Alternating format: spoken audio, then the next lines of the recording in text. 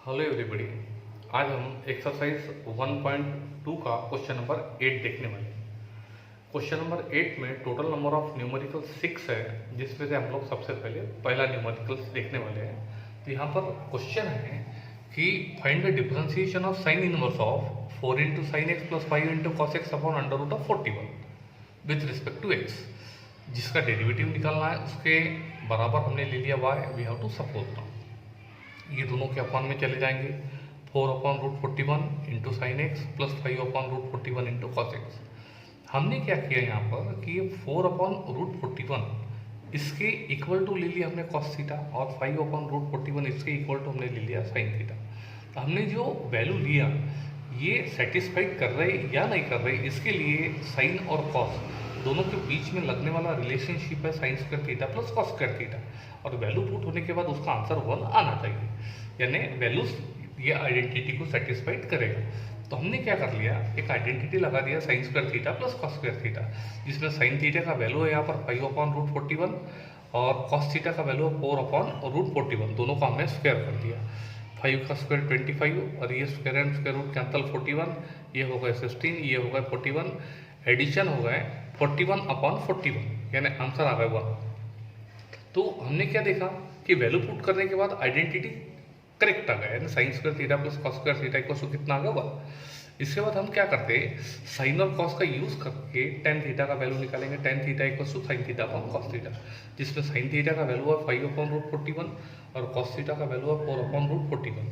दोनों को न्यूमरेटर और डिनोमिनेटर को सेम नंबर से डिवीजन है, √41 get cancelled. Correct answer is 5/4 and therefore this is the value of tan theta and therefore theta equal to tan inverse of 5/4।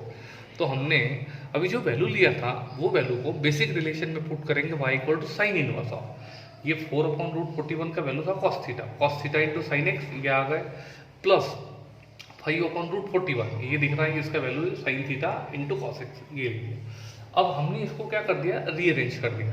Rearrange ऐसे कर दिया कि पहले x का टर्म और बाद में थीटा का टर्म, इस हिसाब से हमने इसको क्या कर दिया, अरेंज कर दिया। ओके, तो sine x into cos theta plus cos x into sine theta. इसमें आपने क्या देखा कि sine of the first into cos of the second plus cos of the first into sine of the second, यानी किसका formula होता है, sine of first plus second का। ओके, फार्मूला चेक करके देखेंगे, sine of the first into cos of the second plus cos of the first into sine of the second, जिसमें sine और sine inverse cancel हो गया। Answer आ गया x plus theta, और थीटा का वैल्यू ऑलरेडी निकाल चुके थे हम, tan inverse of 5/4 put up कर दिया हमने। अब yes, simplification okay, basic relation आ गया, एक्स के रेस्पेक्ट में derivative on both the sides, d d x of left hand side, d d x of right hand side, जिसमें d d x of x होता है 1 और यहाँ पर एक्स है ही नहीं, ठीक है, इसलिए डायरेक्ट कॉन्स्टेंट का derivative 0 and therefore d over d x equals to 1 and the question is over. Next question हम देखने के लिए तैयार है, वो है क्वेश्चन नंबर 5। यहाँ पर लिखा हुआ है कि cos inverse of 3 into cos of e raise to power x plus 2 into sine of e raise to power x upon √13, इसका डेरिवेटिव निकालना है विद रिस्पेक्ट टू x। इसके बराबर हमने ले लिया y, यहाँ पर हमने ले लिया सब, इसको दोनों के अपॉन में कर दिए। 3/√13 into cos of e raise to power x plus 2/√13 into sine of e raise to power x। हमने फटाफट क्या कर दिया कि 3/√13 इसको हमने ले लिया कॉस थीटा और 2/√13 इसको हमने ले लिया साइन थीटा, और फिर से सेटिस्फैक्शन के लिए sign square theta plus cos square theta इसका हम सेटिस्फैक्शन करके देखेंगे।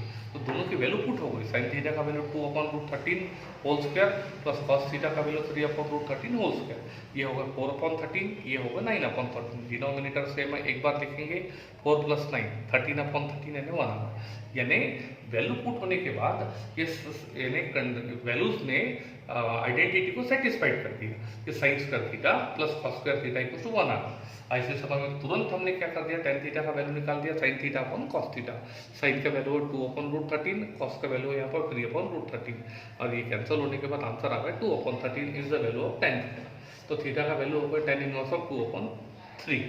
ओके, अब यहाँ पर क्या देखा अपन ने कि ये दोनों वैल्यू अपन बेसिक रिलेशन में पुट करेंगे, y equal to cos inverse of, ये देखिए इसका वैल्यू कितना है cos theta into cos of e raise to power x लिखा है यहाँ पर, और इसका वैल्यू है sine theta into sine of e raise to power x।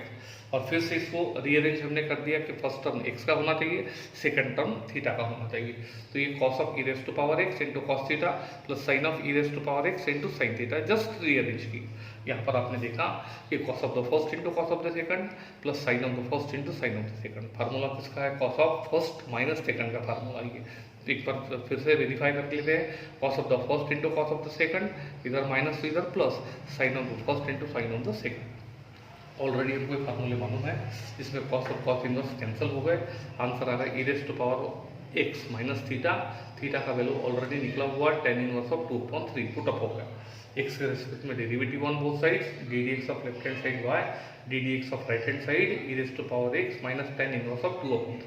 e to power x का डेरिवेटिव एज इट इज और इसका direct derivative 0 and therefore dy by dx equals to e to power x and the question is over. Next question हम चलने के लिए तैयार है। ये इसका आखिरी क्वेश्चन है, क्वेश्चन नंबर 6। यहाँ पर लिखा हुआ है कि y equal to cosec inverse of 10/6 into sine of 2 to power x minus 8 into cos of 2 to power x। याद होगा इससे पहले भी मैंने बताया, ध्यान रखिए, जब भी कॉट, सेक और कोसेक यानी कॉट इनवर्स, सेक इनवर्स और कोसेक इनवर्स में क्वेश्चन आ गए, उनको कॉट बदल जाएगा टैन में, सेक बदल जाएगा कॉस में और कोसेक बदल जाएगा साइन में विथ रिवर्स एंगल। यहाँ पर भी हमने वही किया कि कोसेक को हमने कोसेक इनवर्स को साइन इनवर्स में कन्वर्ट कर दिए with reverse angle, angle reverse हो गया।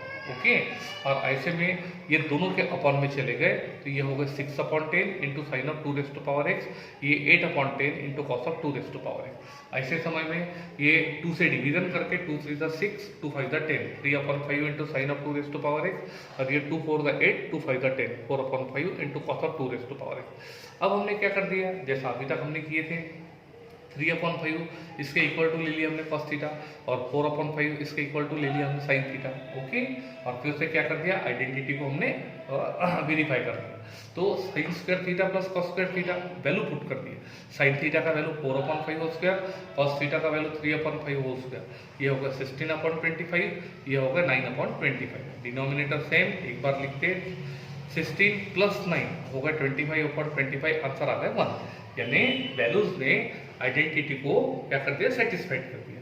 और अब टेन थीटा का वैल्यू क्या होता है, sine theta upon cos theta, जिसमें साइन थीटा का वैल्यू है 4/5, कॉस थीटा का वैल्यू है 3/5, आंसर आ गया 4/3, जिसमें थीटा का वैल्यू कितना है यहाँ पर, tan इनवर्स ऑफ 4/3 हो जाएंगे।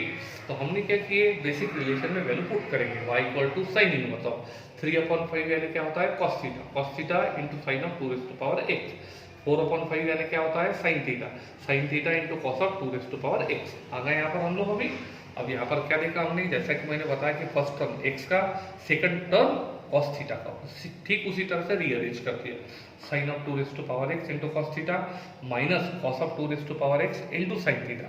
तो क्या देखा आपने, sine of the first into cos of the second minus cos of the first into sine of the second, यानी क्या हो गया, sine of first minus second हो गया, जिसमें दोनों कैंसिल हो गए। आंसर आ गया 2 to power x minus theta, जिसमें थीटा का वैल्यू है tan इनवर्स ऑफ 4/3। क्या देखा है यहाँ पर कि x के रिस्पेक्ट में derivative on both sides, yes पूरा रिड्यूस होगा प्रॉब्लम भी। अब उसके बाद में d d x of left hand side y, d d x of right hand side 2 to power x minus tan inverse of 4/3, जिसमें ये 2 टू पावर x का derivative 2 to power x into log of 2 और इसका answer 0 and therefore dy by dx equals to 2 to power x into log of 2। तो everybody यहाँ से ये पूरा चैप्टर खत्म हो गया, डिफरेंशिएशन का कंप्लीट चैप्टर इज ओवर। ये बहुत बड़ा और बहुत इंपॉर्टेंट चैप्टर था, मैंने मैक्सिमम न्यूमेरिकल इसमें आपको सॉल्व करा दिए। इसमें 3 क्वेश्चन बचे हुए हैं, question number 2, question number 3, question number 4। इसी का रेफर लेते हुए आप लोग हार्ड एंड फास्ट तुरंत उसको सॉल्व करेंगे और मुझे भेज देंगे वेरिफिकेशन के लिए। अभी तक की जैसा मैंने बताया, ये चैप्टर के ऊपर बहुत ज़्यादा और बहुत परफेक्शन से कमांड बनाइए। डिफरेंशिएशन नहीं आएगा तो इंटीग्रल कैलकुलस भी बिल्कुल भी नहीं आएगा। ओके, इसलिए डिफरेंशिएशन के ऊपर बहुत अच्छा कमांड बनाना जरूरी है। आज से डिफरेंशिएशन का चैप्टर समाप्त हो गया and today's lecture is over.